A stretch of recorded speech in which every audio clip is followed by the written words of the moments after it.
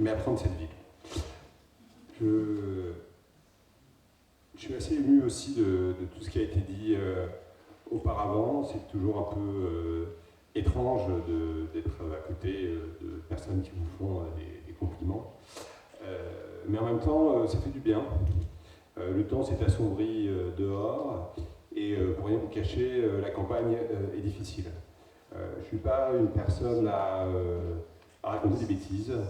Je suis très heureux à tous les Génovéfains qui sont ici aujourd'hui et je vous remercie d'avoir bravé les alertes coronavirus, les autres alertes et les éventuelles pressions de la mairie, puisque ça existe dans notre ville.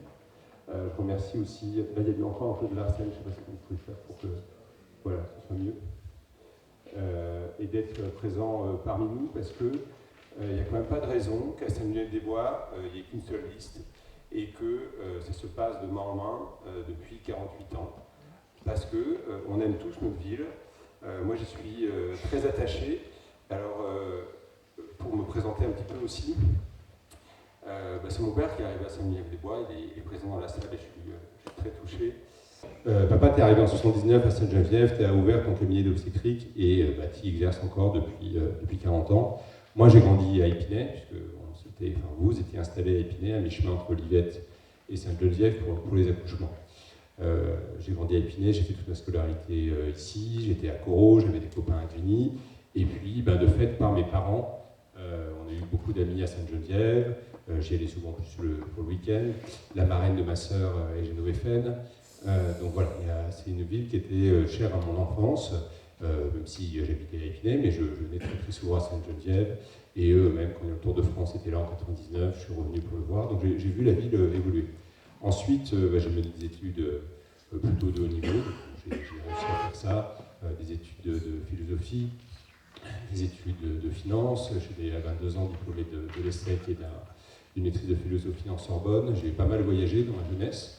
Plutôt en dehors d'Europe. J'ai passé plusieurs mois en Inde, je suis allé en Iran pendant le 11 septembre, c'était assez épique et vous n'avez pas eu de nouvelles de moi pendant quelques jours, parce que Internet était bloqué, donc bon, pas mal de choses. Et après j'ai beaucoup voyagé dans ma vie professionnelle, j'ai vécu 2 ans au Maroc comme coopérant, j'ai vécu en Afrique, au Cameroun, un petit peu au Gabon plus récemment, j'ai vécu aux États-Unis. Donc voilà, par rapport à un maire qui dit j'ai jamais sorti de Sainte-Geneviève depuis 40 ans et qui en est fier, je pense qu'on peut quand même aller voir ailleurs ce qui se passe et revenir. Et bon, je suis revenu il y a 10 ans à Sainte-Geneviève-des-Bois. Donc, sur ma carrière, après que vous sachiez un peu ce que j'ai fait, parce que je ne suis pas un politique, et je vais vous dire que je ne souhaitais pas devenir un politicien. Là encore, je vais citer mon père, ne vous inquiétez pas, ça ne durera pas tout le discours. Mais quand en 2010, j'ai commencé à m'intéresser, quand je suis arrivé ici, à ce qui se passait à Saint-Geneviève-des-Bois, bon, moi je suis un militant politique, j'ai voté Chirac, Sarkozy, après Fillon, bon, voilà. Mais si vous voulez, quand vous êtes petit-fils de Polonais et petit-fils d'Aveyronais, c'est un peu difficile d'être socialiste, on a un peu vu ce que ça donnait dans les pays de l'Est. Et ici, j'ai retrouvé, c'est ce que j'ai dit aussi au vœu, quand même une mentalité antidémocratique assez particulière. C'est-à-dire que c'est quand même un clan, c'est quand même, on est prêt à tout pour garder le pouvoir, mais vraiment à tout. C'est-à-dire, pour ne pas parler de moi, sur les 3 dernières élections municipales, à 2 jours du premier tour, vous avez une saloperie anonyme contre les candidats de l'opposition, donc vous en aurez un, je ne sais pas ce que c'est, je ne sais pas ce qu'ils vont trouver, mais le 13 mars, vous aurez une saloperie dans votre boîte aux lettres, je peux déjà vous le dire. Et donc il y a des gens de l'équipe qui le font. Si cette année ça n'y est pas, au moins on aura servi à quelque chose. Donc en 2010, un peu par hasard, il n'y avait plus de représentants politiques de droite à Saint-Geneviève-des-Bois, en tout cas pour aller au cantonal pour l'UMP, donc j'ai commencé à assister au conseil, finalement je n'ai pas été candidat avec un certain nombre de rebondissements, voilà. Et j'ai découvert qu'on avait des emprunts toxiques, j'ai découvert que les contrats étaient passés avec la fille de l'ancien maire, j'ai découvert tout un tas de choses qui quand même m'ont énormément choqué et qui font qu'en fait on a beaucoup de choses qui sont bien faites quand même à Saint-Geneviève-des-Bois, il ne faut pas exagérer, les associations sont très actives, il y a beaucoup de sport, il y a des rénovations qui sont faites, il y a Gabriel Perry qui est agréable, des commerçants qui sont impliqués, il y a plein de choses qui sont très bien. Sauf que la mairie a tendance à vous présenter ça comme une œuvre de bienfaisance, il y a quand même 60 millions d'euros de budget par an et des impôts pour payer tout ça. Donc, si vous voulez, j'ai décidé de m'investir et de réunir, même en dehors des partis, une équipe. Je me suis déjà investi pour la dernière municipale, donc j'étais troisième de liste derrière Jean Fouche. Et là, j'ai décidé de repartir au combat parce que vraiment, la nomination de Petit A, ça passe pas. Ça passe pas parce qu'il a des qualités, mais on avait dit que Léonard ne finirait pas son mandat. Ils nous ont attaqué la dernière fois en disant c'est pas vrai, vous l'attaquez sur sa santé, etc., etc., si vous vous souvenez de la dernière campagne. Et de fait, ils l'ont nommé 2 ans avant, alors qu'il n'y avait aucune nécessité, si peut-être pour M. Léonard d'extraire des emprunts toxiques et de devenir sénateur. Mais enfin bon, il aurait été quand même plus loyal que M. Petita se présente déjà avec le bilan de la majorité, mais que ça ne fasse pas 2 ans qu'il fasse campagne avec nos impôts. Bon, maintenant c'est comme ça. Moi je ressens aussi pendant cette campagne, si vous voulez, j'ai pris un peu de temps à mon compte. Je suis salarié dans le domaine de la finance, j'ai travaillé aussi avec des PME, dans une banque mutualiste, donc voilà. J'ai eu beaucoup plus de temps que pendant mon mandat d'opposition pour aller à votre rencontre. Et dans tous les quartiers de la ville, on ressent quand même une forme d'abandon. Et ce qui est assez piquant, si j'ose dire, hier j'ai passé un petit peu de temps dans le quartier de Saint-Hubert, ce que je n'avais pas eu le temps de faire avant. Il y a Joa qui est ici, qui m'a accompagné. Et ce qui est assez piquant, c'est que dans les zones pavillonnaires, on a comme réponse, ils s'occupent que de Saint-Hubert, et qu'à Saint-Hubert, ils disent, ils s'occupent que des zones pavillonnaires. Donc en fait, ils ne s'occupent pas assez de la ville, il ne faut pas dire qu'il ne faut rien, mais ils ne s'occupent pas assez de la ville, et on a beaucoup de dossiers qui traînent. Alors la gestion d'une municipalité, ce n'est pas une chose aisée, et si on doit être élu, on n'arrivera pas à tout résoudre d'un coup de baguette magique, mais il y a quand même un certain nombre de choses qui, moi, me choquent. On parlera des finances publiques un petit peu après. Si vous voulez, quand on a fait un trou de 15 millions d'euros avec des emprunts toxiques, on essaye de gérer la ville pour remettre les finances à flot et de ne pas tout laisser à ceux qui vont venir après. Là, on s'est rendetté sur 25 ans pour payer les 15 millions, ils n'en ont payé que 3, donc tout le reste va continuer à être payé. Pour vous donner un ordre d'idée, 15 millions, c'est à peu près une année d'impôts locaux quand même. Et quand même, alors c'est l'agglo, mais l'agglo et la ville, c'est quand même la même chose. Hein. Et on construit une médiathèque pharaonique à Saint-Hubert, sous couvert, évidemment, de politique culturelle, parce qu'on va dire, vous critiquez la médiathèque, vous voulez que les enfants ne lisent pas, etc. Sauf qu'il y a déjà une bibliothèque là-bas, il y a des locaux qui seront vides dans le rue Saint-Hubert, on pouvait faire une extension, payer beaucoup moins d'argent, et recruter des bibliothèques. Vous savez que la nouvelle médiathèque, il n'y aura pas un livre de plus. J'ai demandé aux bibliothécaires à la dernière fête des honnêtetés, va-t-il y avoir des nouvelles collections dans cette grande médiathèque? Non, c'est les mêmes livres qu'on a déjà.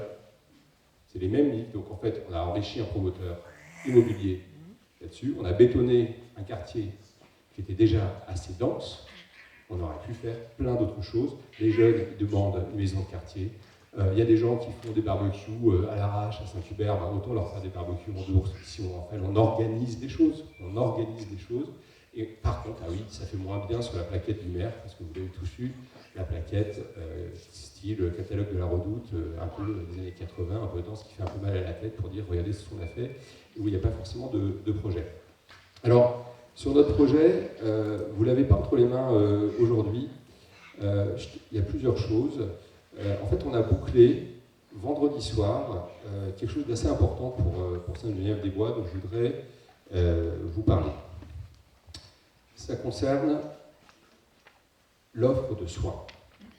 On a, à Sainte-Geneviève-des-Bois, comme il n'y a pas d'exception dans notre pays, il n'y a pas assez de médecins, ça fait 30 ans que les gouvernements n'ont pas formé assez. Donc, au bout d'un moment, si vous ne formez pas de médecins, vous n'avez pas assez pour la population, et toute la France est devenue un désert médical.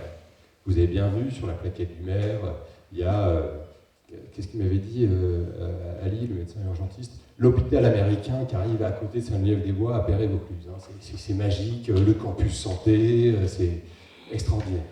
Bon, sauf que, et même moi j'ai mis du mal à comprendre, on a beaucoup discuté vendredi soir, il n'y aura pas de médecins dans cette structure. On n'arrive pas à recruter, et ça va prendre des années, le temps de restructurer. Donc, d'ailleurs, vous regarderez sur la présentation, c'est marqué 2020/2026. Hein.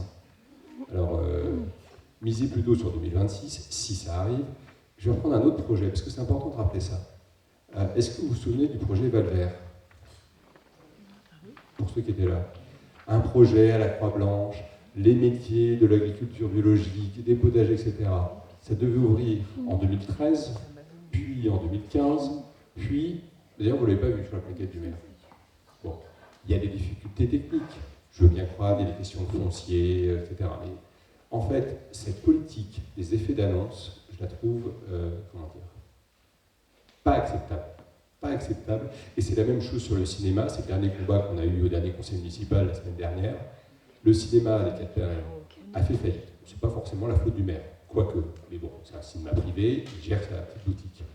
Il a fait faillite, alors de mémoire, le 5 janvier, il a fermé le rideau, tout le monde était surpris, personne n'était au courant. Le 7 janvier, 2 jours après, le maire, au vœu, j'ai trouvé un repreneur, ça va rouvrir, c'est flambant neuf et tout.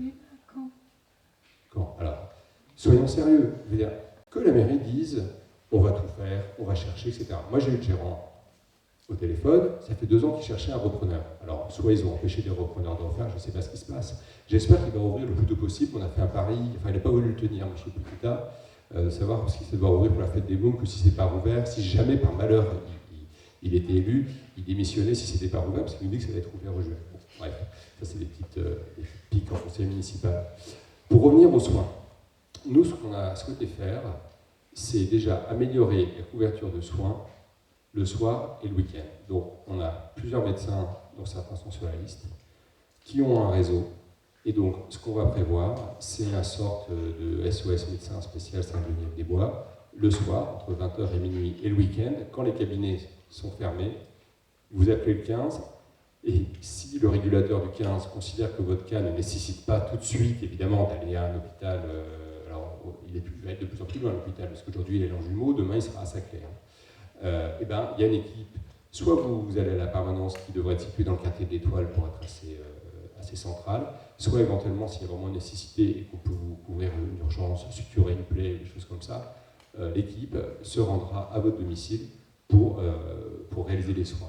On a un pharmacien de garde avec nous, on a déjà aussi un cabinet de radiologie qui peut travailler avec nous, et ça peut être fait rapidement, avec finalement des équipes de médecins qui chacun consacrent 2 soirées dans la semaine pour être là, et ça évite aussi d'engorger les urgences, d'aller loin, pour des cas qui, dans vos cas, ne nécessitent pas des urgences. Donc ça, c'est un premier projet qu'on va monter, qui est très concret, et on a déjà une grosse partie de l'équipe. L'équipe est prête à travailler, et à lancer ça dès qu'on trouve le local. C'est pas forcément très gros, c'est beaucoup moins gros que Père-et-Vaucluse, et on peut le faire, je pense, d'ici l'été, si on est élu. Un deuxième projet, où il faut aussi trouver un foncier, c'est faire une maison de santé pluridisciplinaire, et ça pourrait être dans ce même local que la nuit, il y a les permanences d'urgence, et le jour, il y a des médecins. Alors comment les attirer? Malheureusement, aujourd'hui, toutes les villes font ça, donc on est obligé de faire ça. 3 ans de loyer offert et des logements à disposition, si c'est des jeunes médecins ou des gens qui peuvent habiter en province et venir exercer, s'ils le souhaitent là-dessus. Et là, on agit concrètement, ça coûte moins cher, et on augmente le nombre de médecins à Saint-Geneviève-des-Bois. Donc ça, c'est un premier projet sur le médical, et oui, et aussi un autre exemple de ce qui n'a pas été fait à la mairie, à la pharmacie du Canal, ils avaient voulu développer de la télémédecine, ils avaient besoin d'aide sur les locaux. On peut aussi travailler sur la télémédecine, ça permet aussi de permettre aux jeunes médecins qui vont arriver de trouver de la patientèle. Donc voilà, je ne rentre pas dans les détails, mais on peut avoir des projets modernes et de proximité pour avoir une couverture médicale partout. Quand je parle du Canal, parce qu'il y a des médecins qui sont partis, y compris pour des raisons de sécurité.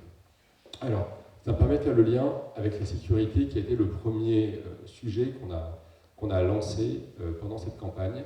Et j'ai envie de vous dire, bien avant. Je crois que ma première intervention en conseil municipal, lors du 2e conseil municipal, parce que le premier était un peu formel, on votait les commissions, on élisait le maire, et puis voilà. Ça, mon intervention dans le premier conseil municipal, c'était sur les emprunts toxiques, pour demander à Olivier Léonard de consulter l'opposition quand ils souscrivaient de nouveaux emprunts.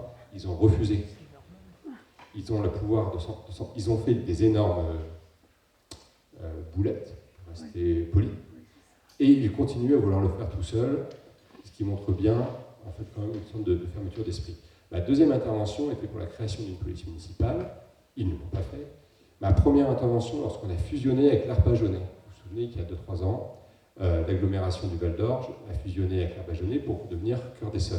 Ça a été pour demander la création d'une police intercommunale, une police d'agglo pour justement mutualiser les coûts, fin de non-recevoir. Et, comme par hasard, 6 mois avant les élections, on achète une voiture, on met le logo police municipale, on recrute 3 policiers non armés et on la fait tourner dans la ville. hein, avec des photos, etc. C'est pas sérieux. C'est pas sérieux. Et en plus, c'est pas de la politique là. Je sais qu'elle est dans la salle et elle nous soutient. Encore vendredi, quelqu'un nous soutient, mais tous les Génovéfins sont cambriolés.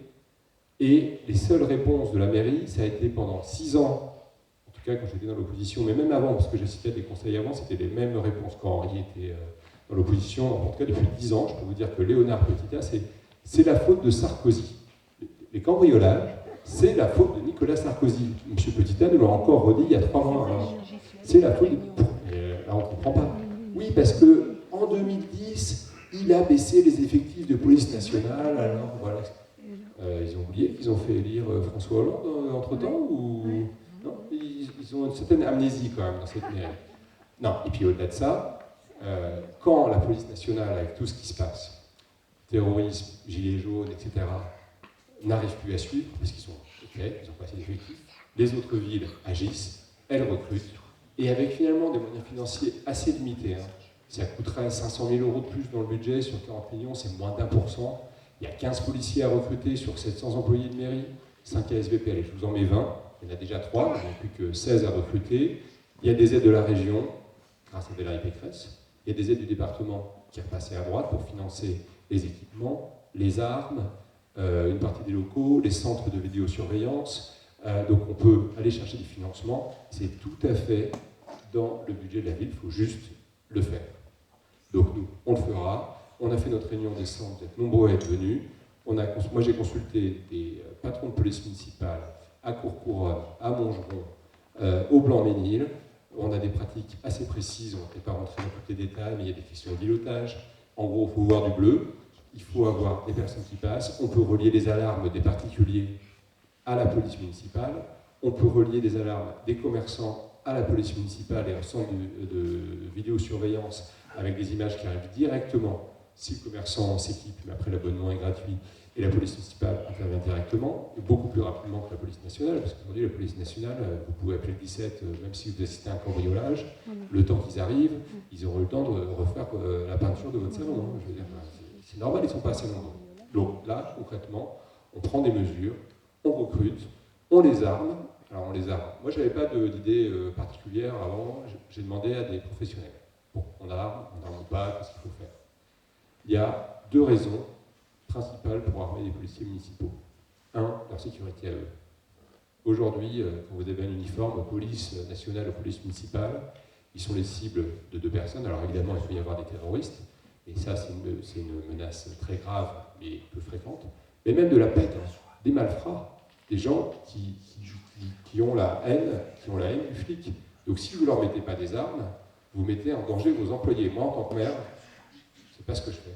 Si je recrute des gens pour aller au contact, aller faire des choses difficiles, avec quand même beaucoup de courage, il faut bien le dire, il faut leur donner la protection qu'ils veulent. Alors, évidemment, après, il faut les armer, il faut avoir un dispositif adapté. Dans les armes, c'est pas forcément que des armes de pistolet de poing, vous pouvez avoir des tonfas, vous pouvez avoir des tasers, vous pouvez avoir les fameux LBD, voilà.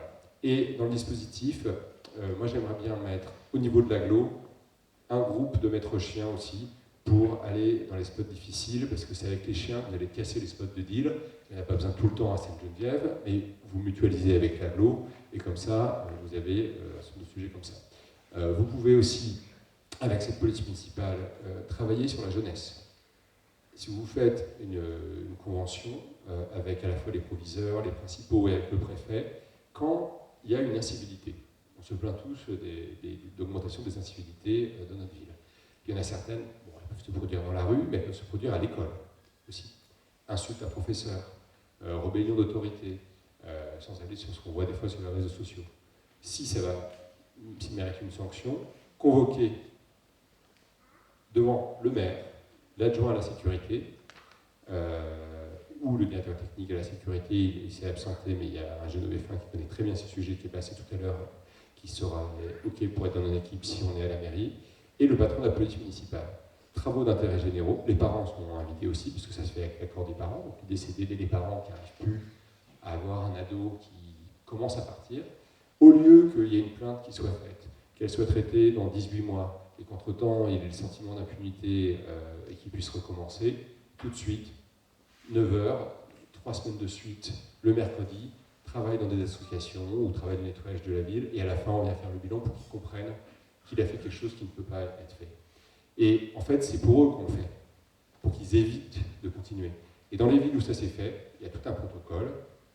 En tout cas, ceux qu'on arrive à avoir assez jeunes là-dessus, généralement, ils recommencent pas. Après, tout ne marche jamais à 100%, comme pour tout. Sur les cambriolages aussi, je voudrais dire quelque chose quand même qui en plus, moi, me choque assez. On a des résultats hein, quand on met une police municipale et des ASVP, avec des îlotages, avec aussi l'accompagnement des GNOV-Fin sur comment on pose des alarmes, on fera des achats coupés. Les villes qui ont mis en place toutes les mesures qu'on prévoit, c'est 60% de baisse des cambriolages. C'était le cas à Courcouronnes, c'était le cas à Montgeron, c'était le cas au Blanc-Ménil. Donc il en reste 40%, hein, vous me direz. Mais il y a quand même un impact. Là, aujourd'hui, ils savent qu'ils rentrent comme au supermarché. Donc tant qu'on ne met pas un coup d'arrêt, on ne pourra pas faire baisser ça. Et pendant ce temps-là, sur les réseaux sociaux, vous savez quand même ce qu'ils disent. Alors là, pour le coup, c'est les partisans de Petit Air, c'est pas forcément de sa faute à lui, mais enfin bon. Ah, c'est bizarre ces cambriolages pendant les élections. Et je vous jure, hein, j'en ai dit comme ça hier. C'est-à-dire que je pense que ceux qui se fait cambrioler, je pense qu'ils apprécieront pas mal. Donc c'est évidemment moi qui vais cambrioler pour après faire des photos, hein, vous êtes d'accord? C'est ce qu'ils disent quand même. Non mais c'est dingue. C'est-à-dire que de toute façon, une grosse partie de l'équipe qui nous rejoint, c'est des gens qui ont été cambriolés depuis des années. Le maire est venu il y a 1 an et demi et n'a pas agi. Donc nous agirons.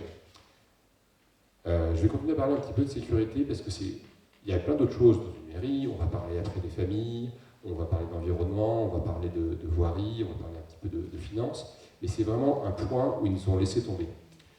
La sécurité, c'est la sécurité routière aussi. Il n'y a pas de contrôle de vitesse en Europe. La police municipale peut le faire et peut verbaliser. Moi, je suis pour qu'on fasse respecter la vitesse plutôt que de mettre des panneaux à 3 à l'heure qui sont de toute façon pas respectés. Plutôt que de mettre des panneaux à 30 et les gens qui roulent à 70, on met à 50 et à 52, ça tombe. Sur la Gabriel Péry, vous voyez ce que je veux dire? Parce que de toute façon, si vous mettez des choses et que personne ne contrôle, le panneau de la route de Longpont, alors là pour le coup, je le connais depuis ma jeunesse, hein, le panneau contrôle fréquent. Oui, c'est pas fait. Alors, fréquent, je crois qu'il y a un petit. Ça doit être une fois par an, c'est un truc comme ça. Même va être régulier. Voilà, bon, je pense que si quelqu'un a déjà vu un contrôle. Non, il y a quand même. Là, pendant les élections, pour le coup, on a vu un contrôle Gabriel Péry de vitesse il y a 3 semaines, il y a eu un contrôle. Donc évidemment, on fera des contrôles de vitesse. Après, la police municipale, je vous ai parlé de la lutte contre le banditisme, mais c'est aussi la lutte pour la propreté de la ville, verbaliser les personnes, les dépôts sauvages. Vraiment, alors on a vu le maire se mettre en scène, on n'a pas envoyé sur les réseaux sociaux, mais vous allez voir dans son clip, il sera devant des dépôts sauvages, au point de la fouille. Bon, en fait, il fait exprès d'en laisser faire pour dire qu'il les enlèvera. On aurait peut-être plutôt demandé, j'aurais préféré le voir en vidéo devant une ville propre. Chacun ses goûts. Donc verbalisation, mais aussi, je fais une transition sur la propreté. Oui, finalement, j'ai pas besoin de mes feuilles. On va mettre en place aussi des choses un petit peu modernes.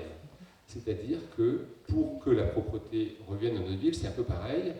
Je vais vous donner la modernité juste après, je fais un petit détour pour voir si vous suivez. La réponse de la mairie, c'est « Ouais, mais les gens sont sales. » Ouais, d'accord.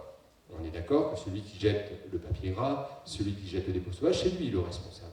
Mais quand même, à un moment, on paye des impôts. Il y a des gens qui assurent la propreté. C'est leur boulot. Qu'est-ce qui se passe? Est-ce qu'ils sont mal gérés? Est-ce qu'ils ne sont pas assez nombreux? Est-ce qu'ils n'ont pas le bon équipement? Est-ce qu'on ne leur donne pas les bonnes infos? En tout cas, ça ne fonctionne pas. Franchement, ce qu'on a fait à la gare, par exemple, il y avait un pot de merde, franchement, un truc en béton, alors c'est pas facile avec un micro, mais comme ça, rempli sur 30 cm de détritus qui dataient de 6 mois, blanchis au soleil, etc. C'est pas quelqu'un qui a jeté un papier, le service de propreté n'est pas encore passé. Nous, on était 5, en 2 heures, on a nettoyé le truc. Quand même, c'est faisable. C'est la gare. Il y a plein d'endroits emblématiques. Donc c'est absolument pas normal. Et alors là, pour ceux, j'ai envie de faire un sondage qui n'est pas sur notre page Facebook, mais j'ai peur du résultat. Donc allez sur la page Facebook Ensemble SGDB. Il y a déjà quelques vidéos qui sont là. Il y en a d'autres qui vont arriver parce qu'on en a pris pas mal. C'est dans plein de quartiers, c'est vraiment la catastrophe. Donc nous, ce qu'on va faire, évidemment, réorganiser les choses sur les services de propreté et mettre en place une application mobile. Il y a quand même pas mal de gens qui ont des téléphones portables. Dès que vous voyez un endroit qui est vraiment très sale, tac, prenez la photo, envoie à la mairie, ça arrive, c'est géolocalisé, et ça rentre dans un logiciel dont on va équiper les équipes de nettoyage, où ils sauront où il faut aller nettoyer. Et au fil des semaines, ça sera un peu les mêmes endroits. On a ce qu'on appelle le big data, hein, c'est-à-dire qu'ils vont collecter les données, et on va optimiser leur tournée pour qu'ils puissent dépenser moins de gasoil, déjà c'est écologique, et perdre moins de temps, et au lieu de tourner dans des rues qui sont peut-être propres, tourner dans les rues où il y a ça. Et après, si on arrive à voir qu'il y a des spots où c'est toujours les mêmes dépôts sauvages, on pourra aussi envoyer la police municipale, je vous disais, essayer de coller, pardon, excusez-moi d'attraper, ceux qui font ces saloperies, parce que c'est vrai que les gens qui mettent des dépôts sauvages, c'est quand même un énorme problème. Donc sur la propreté, c'est vraiment une priorité aussi pour notre ville. Là-dessus, on a pas mal de propositions sur ce sujet. Là, quand même, je vous ai dit, il faut que je reprenne un peu mon fil, parce que je vous ai fait tout de mémoire là-dessus, parce qu'on a pas mal d'autres choses aussi sur la propreté. Le plan de la ville, ça, je l'ai fait. Ah, finalement, ça revient dans l'ordre. Là, j'ai la photo de l'équipe médicale, vous l'aurez bientôt. Sur la sécurité, je vous ai dit à peu près, oui, il y a aussi mis en place de vidéos, les mesures de responsabilisation. Oui, ici, je voulais parler d'autre chose du coup. J'ai parlé, on prend des chemins un peu comme ça, mais on parlait des jeunes. Il faut aussi leur trouver un boulot. Donc, on a des soucis d'accès à l'emploi. Nous, on travaillera aussi pour pouvoir prendre des jeunes à la mairie, ceux qui se comportent bien, les labelliser et trouver aussi des jobs dans les entreprises autour. La sécurité, j'en ai pas mal parlé. La propreté, oui, il y a pas mal d'installations qu'on pourra faire, des cendriers sur la Gabrielle Péry, davantage de poubelles, tri sélectif, des WC à la gare, il y a pas mal de choses qu'on peut faire. Revenir à deux collectes par semaine l'été pour les poubelles. Une ville à votre écoute. Alors vous l'avez sur vos petits documents de présentation de l'équipe. Nous, ce qu'on souhaite quand même, c'est que ce ne soit pas seulement au moment des élections qu'il y ait une écoute, mais tout au long du mandat. Parce qu'il se pique d'être les grands républicains et d'être les seuls démocrates du monde. Hein. C'est un peu ça, on va dire, cette gauche à Saint-Denis. Je ne vais pas mettre toute la gauche dans le même panier. Mais on est une des rares villes à ne pas avoir de conseil de quartier. Les conseils de quartier, c'est quoi? C'est des assemblées qui se tiennent régulièrement. On a découpé la ville en 8 zones, on verra, on ajustera un petit peu les choses. Et surtout, on peut vous redonner le pouvoir pour que vous puissiez nous dire régulièrement, hein, on se réunit 3 ou 4 fois par an, il y aurait tel projet à mener, il y a des choses qui ne vont pas dans notre quartier, vous nous le signalez. Il y aura un binôme d'élus qui animera ces conseils de quartier et on peut chaque année voter pour un projet spécifique qui sera fait dans les 12 mois. Et au-delà de ce projet, ça veut dire que si vous soulevez quelque chose qu'on n'aurait pas vu et qui coûte plus cher que le budget participatif, la mairie peut aussi le mettre en œuvre. Mais l'idée, c'est que vous puissiez proposer des choses auxquelles on n'aurait pas pensé et surtout que vous puissiez vous-même décider, j'ai envie de dire, si c'est des jeux pour enfants qu'il faut, une caméra de surveillance ou quelque chose de plus urgent pour vous.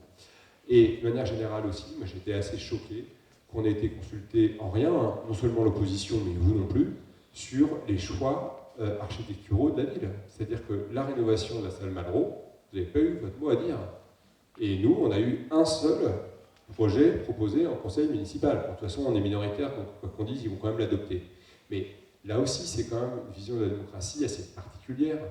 Qu'est-ce qu'il y aurait de gênant à demander à un cabinet d'architectes, quand on doit rénover une salle comme la salle Malraux, de proposer à même budget 2 ou 3 projets, d'ailleurs on peut mettre des cabinets en concurrence, on le présente dans votre ville, on fait une présentation à Gérard Philippe des différents projets, les Génovéfins votent, à la limite, j'ai envie de dire peut-être, on va dire qu'ils votent pour les 2 qu'ils préfèrent et la mairie fait le choix final, on n'est pas obligé de faire, enfin, ou il y a une présélection, mais en tout cas, il y a une expression de ce qu'on veut, même sur le choix du nom de la piscine d'en face, sur la médiathèque, il y a plein de sujets où on peut vous consulter pendant le mandat, et c'est quand même normal que quand on refait un bâtiment qui va durer pendant 30 ou 40 ans, vous soyez consulté.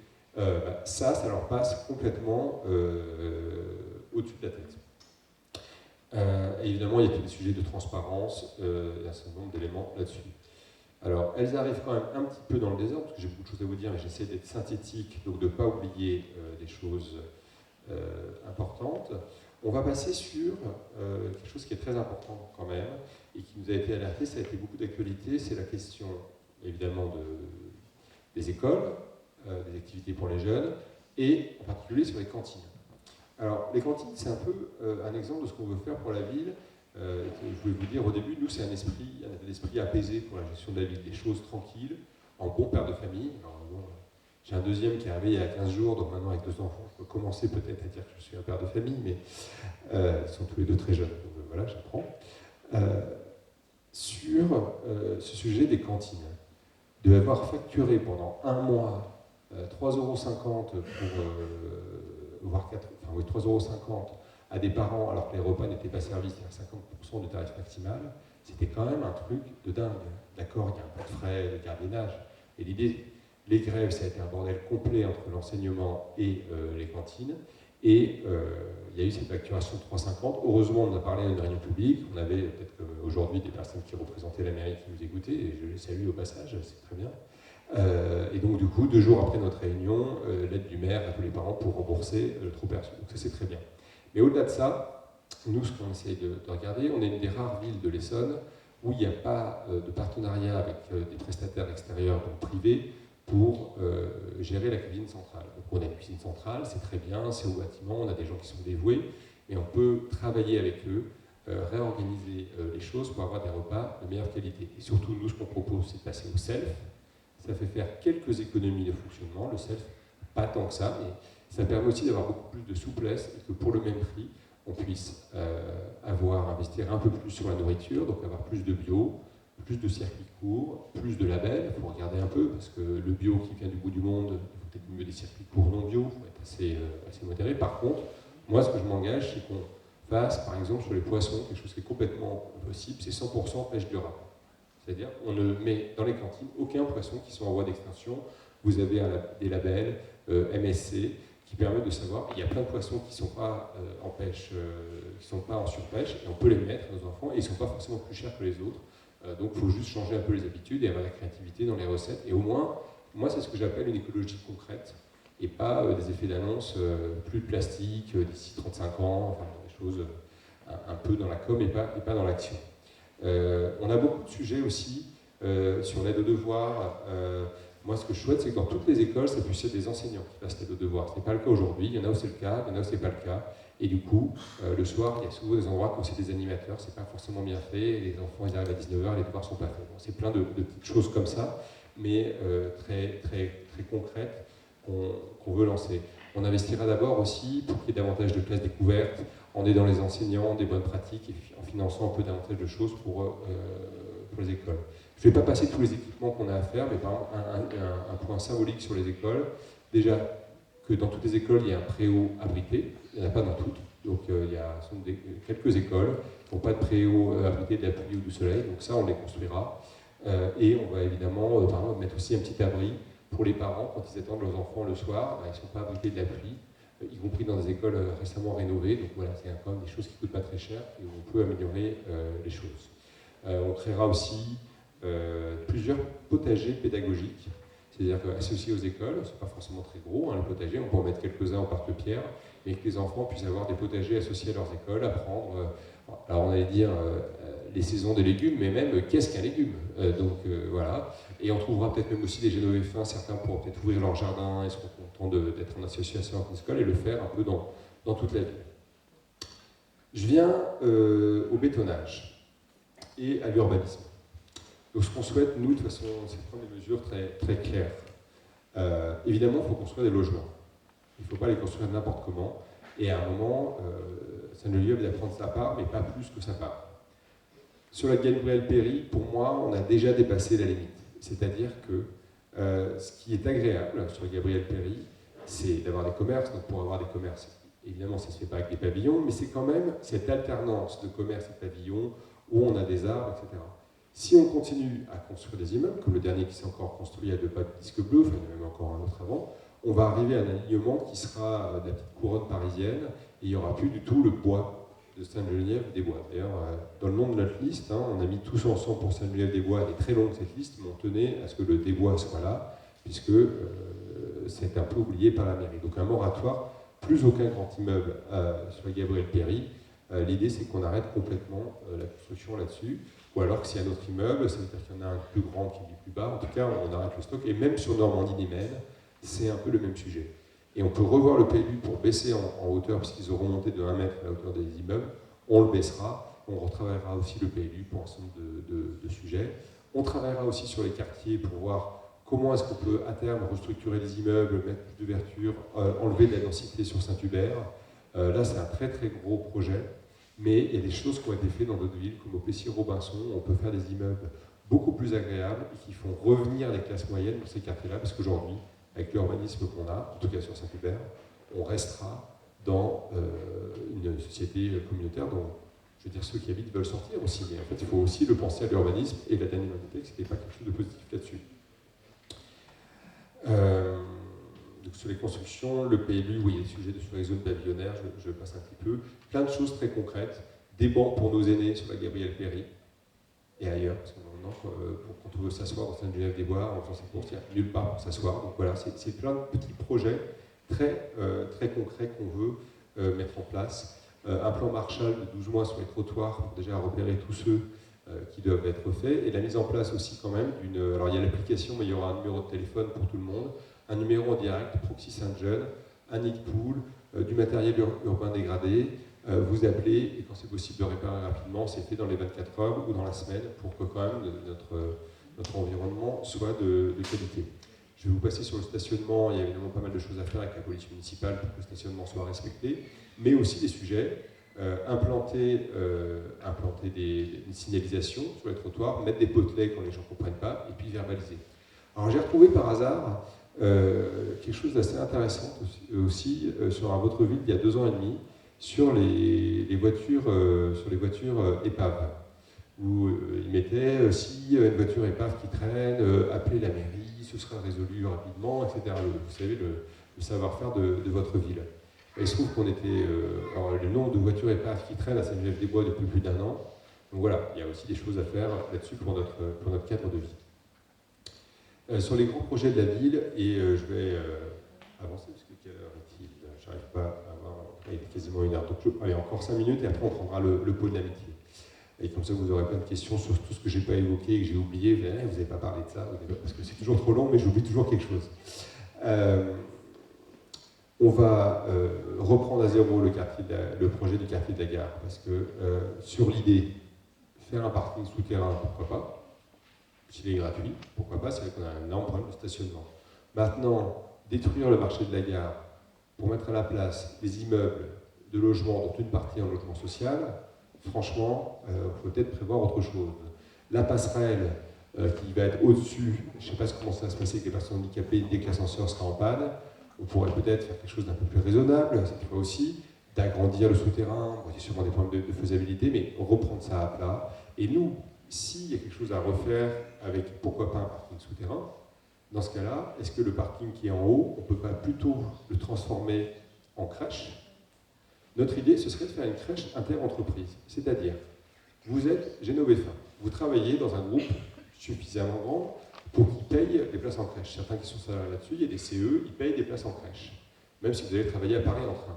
Ils vous payent la place à Sainte-Geneviève-des-Bois. Vous amenez votre enfant le matin dans cette crèche-là. En plus, il peut y avoir un petit dégagement. Alors, il y a un peu la gare, on fait des tests, voir qu'il n'y a pas de problème de pollution trop important pour les enfants. Mais enfin, il y a d'autres endroits où il y a des crèches côté de route. Je pense que ça devrait aller. On fera évidemment les tests avant. Vous avez votre place en crèche ici. Vous avez votre place de parking réservée dans cette partie-là, là-dessus. Et vous pouvez amenez votre... Parce que vous payez quand même la place en crèche, donc vous pouvez avoir une place de parking quand même.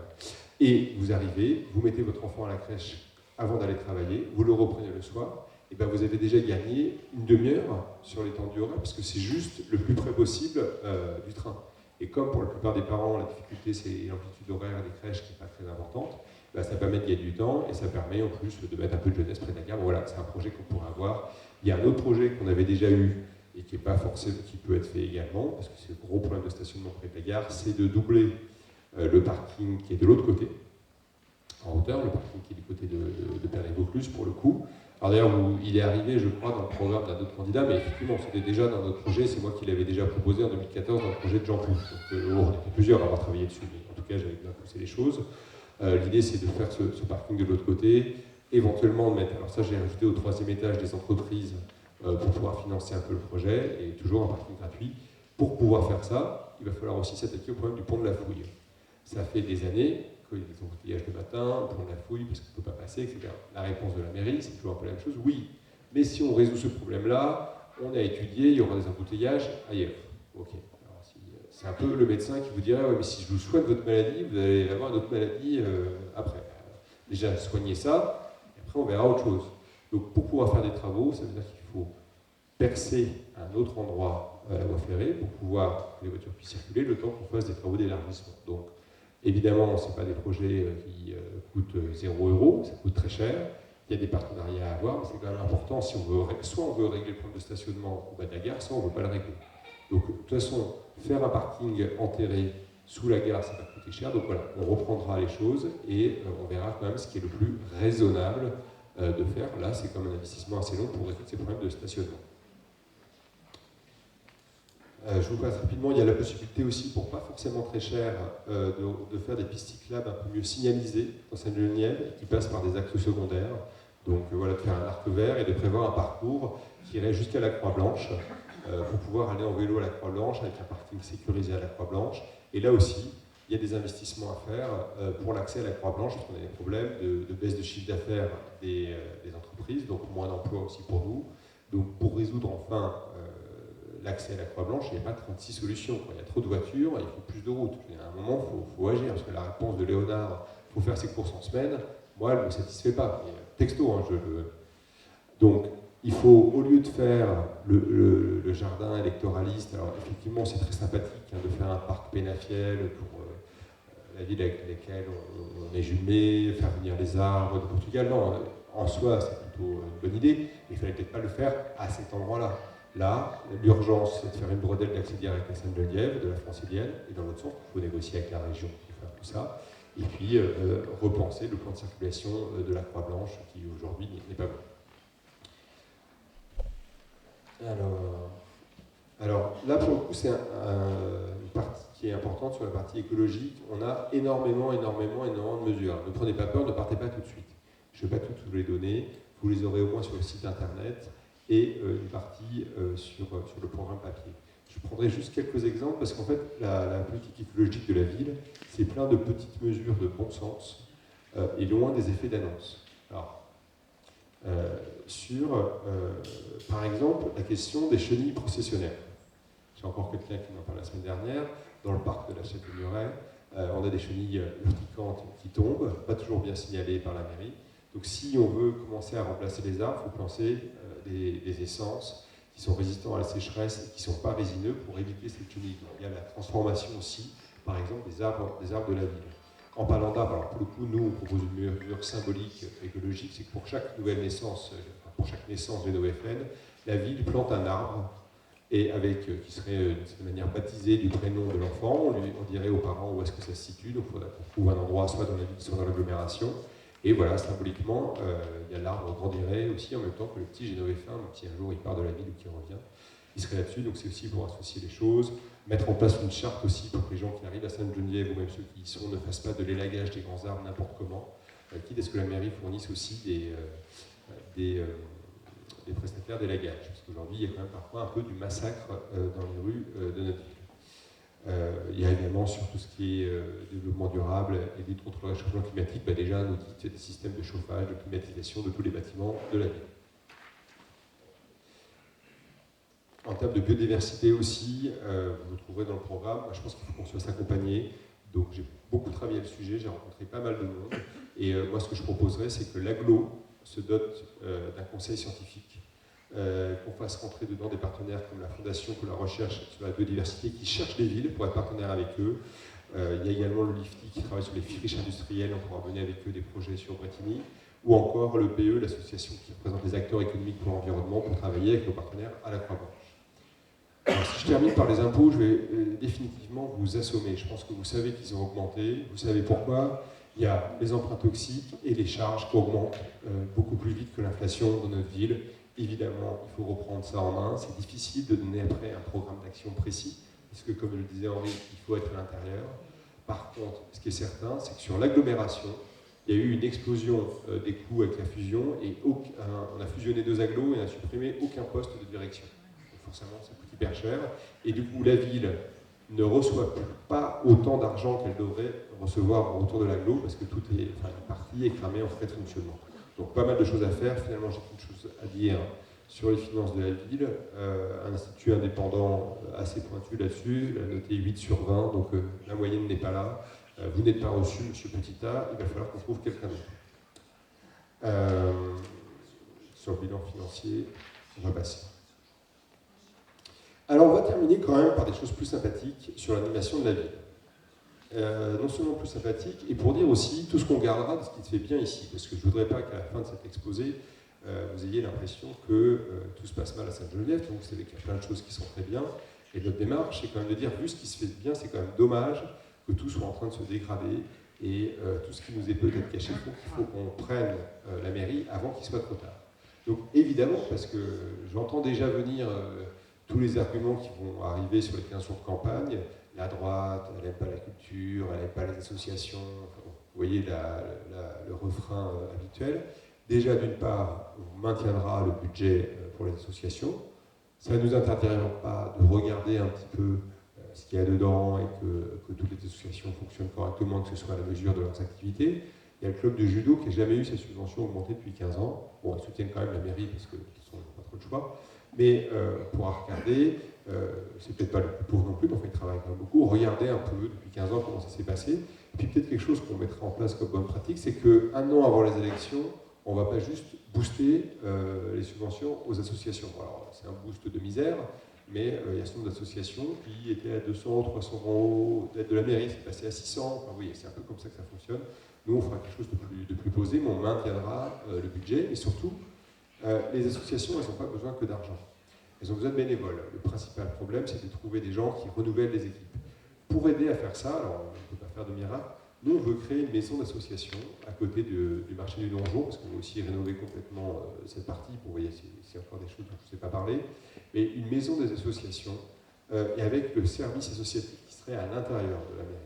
Et comme ça, les Génovéfains pourraient régulièrement aller voir ce qui se passe dans cette maison, quels sont les événements, et puis les bénévoles, les associations pourraient partager un petit bureau, chacun, se rencontrer, il y aura des salles de réunion un petit peu partagées. Alors il y a quelque chose qui ressemble un peu à ça, c'est sur Renaissance et Culture, mais ce n'est pas vraiment une maison d'association. Et finalement, elle pourrait se filer des coups de main et les gens découvrir plus facilement que seulement pendant le week-end d'association ce qui se fait. Donc l'idée, c'est que c'est franchement super, hein, le week-end des associations en septembre, franchement c'est extraordinaire.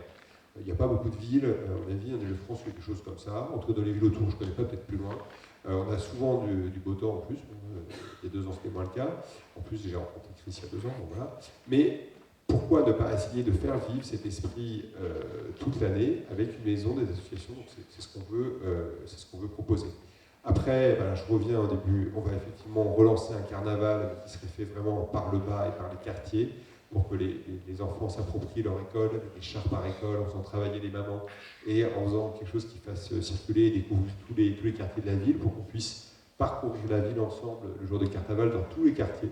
Donc ça, je pense que c'est quelque chose d'assez fédérateur, et moi je suis assez associé à des choses de patrimoine aussi français. Le carnaval, c'est par rapport à Mardi Gras, c'est lié au carême, il faut qu'on fasse partager nos traditions à tous, et c'est quelque chose de festif, donc je pense que c'est quelque chose qu'il faut qu'on reprenne.